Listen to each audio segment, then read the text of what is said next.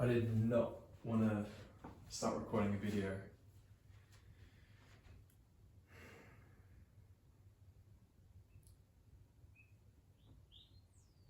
I think that with talking, things can get very easily misconstrued. Like, different people can have different interpretations. Sorry, I'm just laughing because I just realized I set up my camera kind of like this. One part's going this way and the other part's going this way to kind of keep it straight. Anyway, with talking, things can get very easily misconstrued because it's not a reality of life, it's just a way for us to try and communicate to each other to kind of better understand what we're thinking, what we're doing, where we're going, and to relate to each other. And you know, on YouTube, it's a very artificial way, it's not a very natural way, and of course this is kind of the way that our world is going at the moment. But I think there's definitely drawbacks to that, because as soon as you start measuring stuff like with YouTube, you start measuring views and likes, then humans are naturally going to try and manipulate how to get more likes and views. And whatever gets tracked whatever gets measured or tracked improves. So we've got to be very careful about what we're tracking and what we're measuring, because that affects what we're going to put attention into to try and get the numbers to go up or get the numbers to go down. And on YouTube especially, this just makes it, you see a lot of the kind of stuff that gets popular is just like this dramatic kind of fast-paced, kind of really dramatic, really polarizing kind of stuff.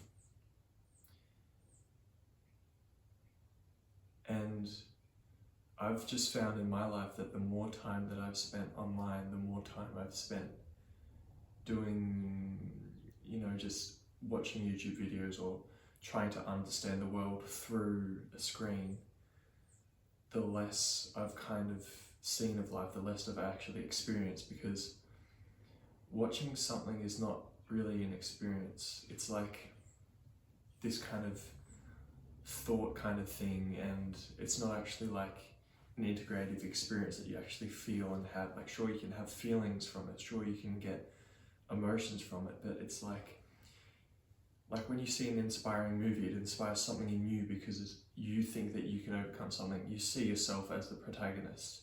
You see yourself feeling their pains and then going through the trials and tribulations to get the triumph at the end.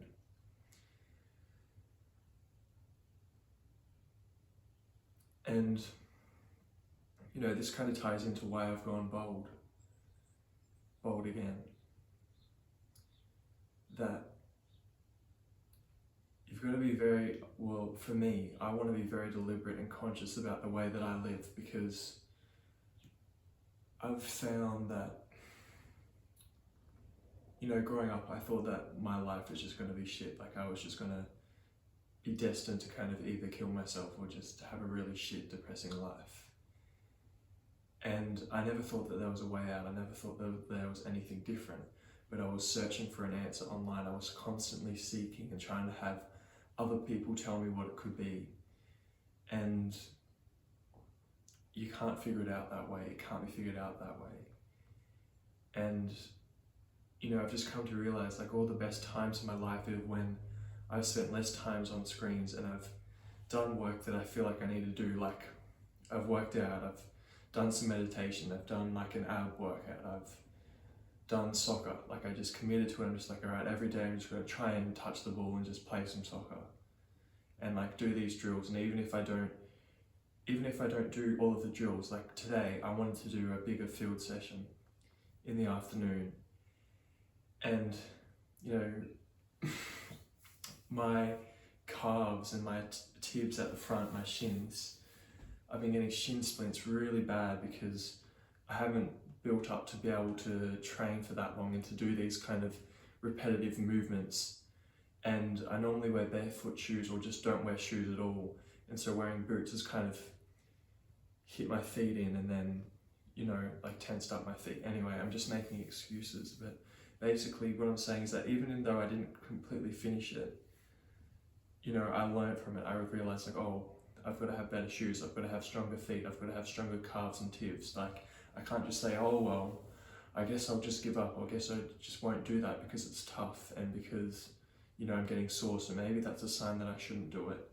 You know, it's so easy to make excuses to not do things, and in my life, what I want is to just spend each day and be like, all right, I faced that resistance, I faced those excuses, I looked at them in the face and I did it anyway. Like this morning, I've been sleeping in for me. I haven't been waking up when my alarm was, but this morning, lucky enough, I snapped up 5 minutes after my alarm went, and I was gonna sleep and I was like, nah, I'm gonna do this because I wanted to wake up earlier so then I had more time to meditate and to finish my workout so then I could eat properly before I go, because the time that I was getting up before, I had to kind of rush my workouts and like quickly drink my post-workout smoothie before I went to work. And you know, there's so many excuses. Like, I always thought in my head, like, oh, if I'm going to be doing work, I've got to be very careful.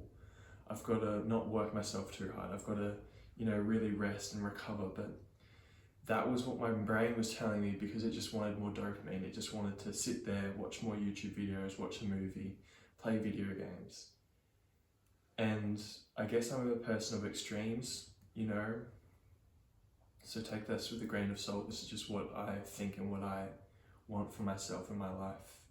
What could be for you is totally different.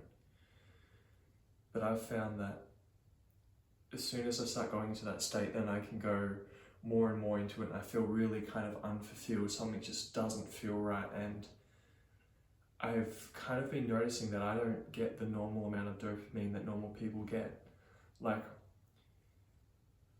I crave, like sometimes I will really crave just like having something sweet or something really kind of junk foody, just to kind of satisfy that kind of need in me. It's not even that I'm hungry, it's just that I need something to stimulate.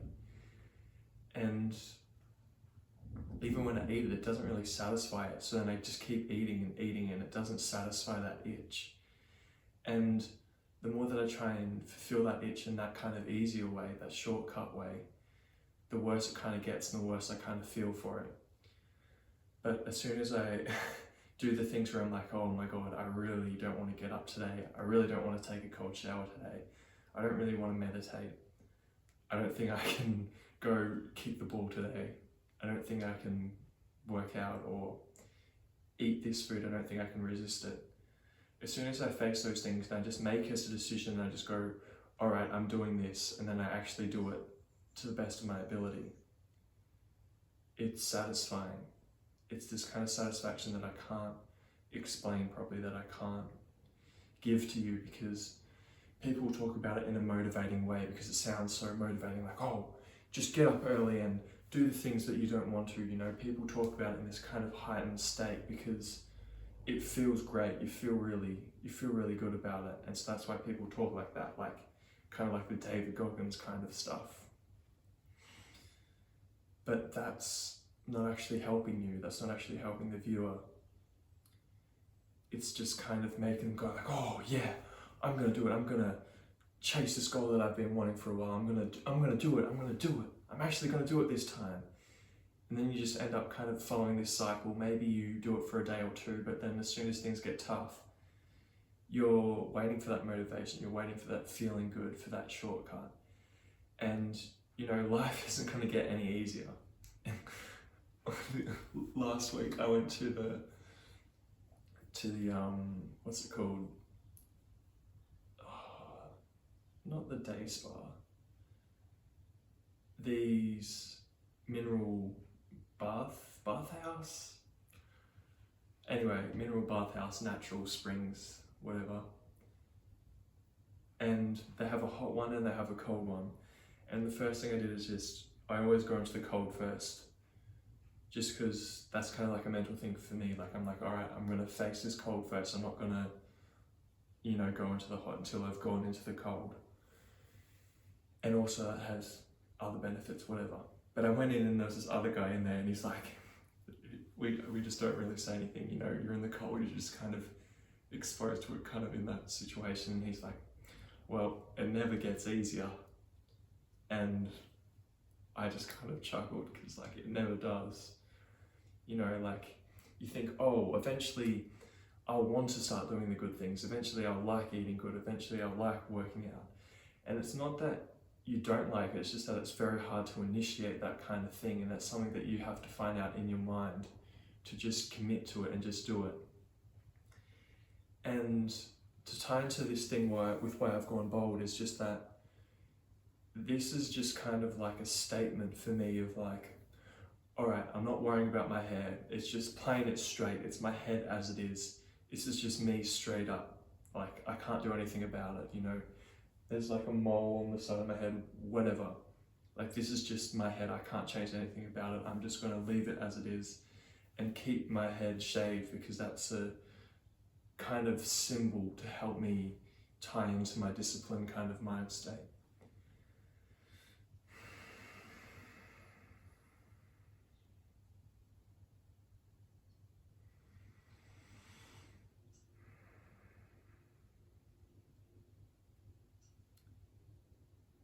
Trying to be careful about how I speak and the words that I'm saying.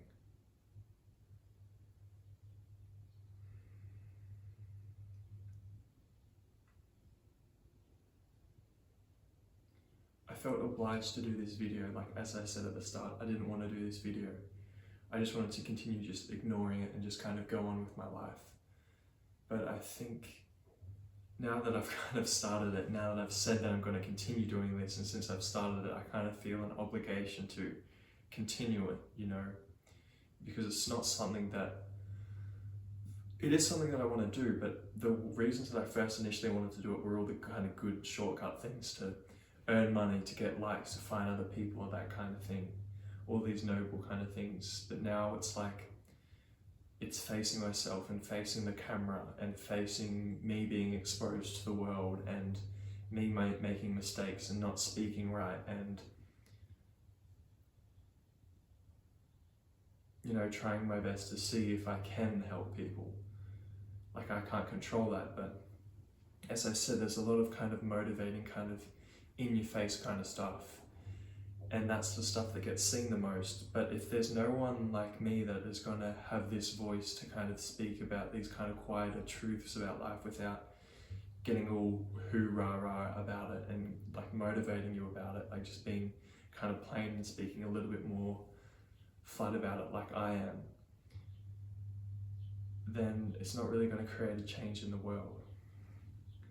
And even if it's just like a couple people that this relates to, and then they kind of use it or they spread it onto other people, it's like this ripple effect. And it's something that's bigger than myself. And I think that's important to work on something bigger than yourself, which is why I've gone back to soccer. It's not to be a professional or to make more money, because that scene really pisses me off, which is why I left it, because I just hated the people that were in it. They were so shallow, they were kind of weak-minded, and also I had a lot of ego problems with it, because when I went over to Wollongong, it was a very high level and I was not prepared for it. And I thought, in my head, I thought that I was great. And I was pretty good, and I did prove myself a few times, but my body and mind were not prepared to deal with that kind of strain, that kind of high level training.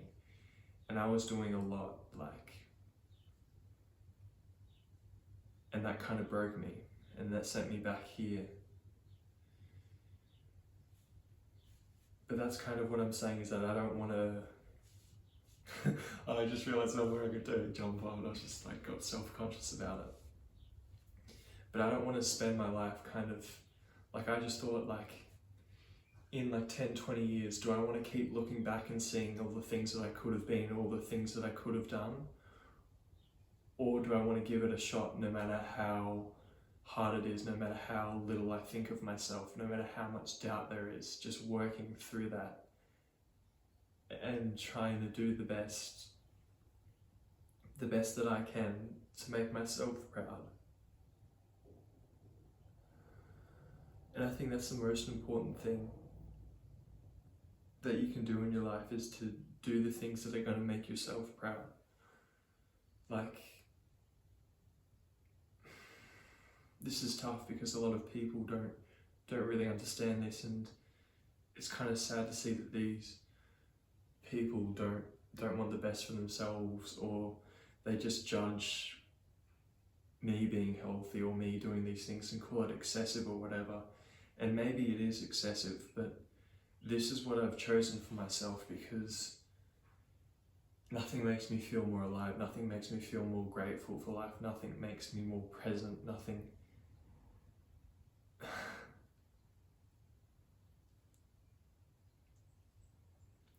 I mean, as I said, you know, for you it might be something different, but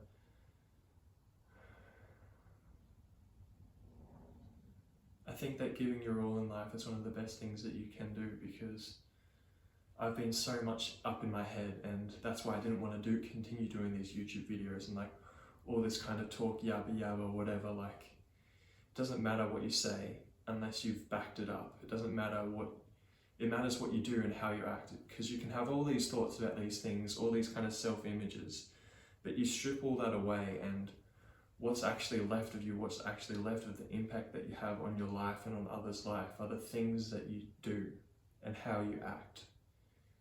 And that's one of the hardest things to do, is to consistently show up when you don't want to wake up early, to take cold showers, to meditate, to work on yourself and try and be the best person you can be, and facing all of your insecurities and all your weaknesses and strengths.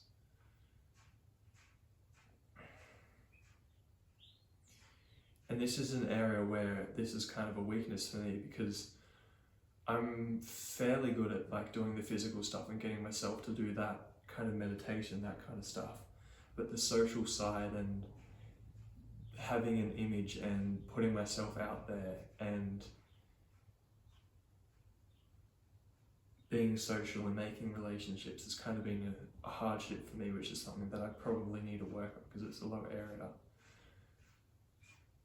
But also what I want to bring back and say about this kind of idea that I've been talking about, of just trying to live your life that you want to, you know, and the effort that it kind of takes. Like, as I said, looking back and thinking of all the things that you could be, like I'm just looking across at my guitar, and it just makes me think, like, I spent a lot of time doing it, and I have kind of rough recordings of stuff, and none of it's been exactly how I wanted it to sound.